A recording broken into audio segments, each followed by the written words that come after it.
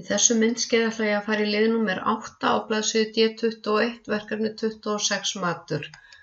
Ég ætla að merkja myndina í kafla 1 hérna, þá smelli ég á hana. Ég ætla að merkja hana fyrir myndayfirlit, þannig ég geti kallað fram yfirlit yfir myndir, alveg eins og þegar við kallum fram efnisyfirlit. Og ég fer í References og ég fer í Insert Caption, Label your picture or object. Þannig að ég smelli hér á.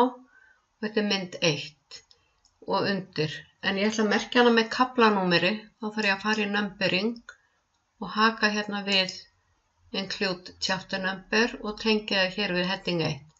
Ef það er til dæmis strik, hæfen hérna, þá breytið því í period, hafið skiltáknið punkt. Og þá kemur þetta mynd 1 í kafla 1.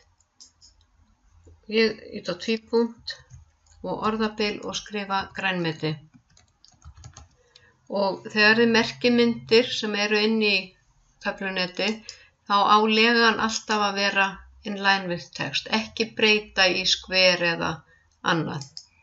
Og ég ætla að miðja myndina lárétt og lóðrétt í hólfið. Þá fer ég hérna í layout og smelli hér. Þá kemur þetta svona út. Nú ætla ég að merkja mynd í kafla 2. Smelli ég hérna á brauðið og ég fer í References og Insert Caption og það er ennþá mynd 1 í kafla 2. Það erfist númerið á myndunni, ég þarf ekki að velja það aftur. Og ég skrifa texta, gróft brauð. Og til að miðja í hólfið fer ég í layout og miðja hér.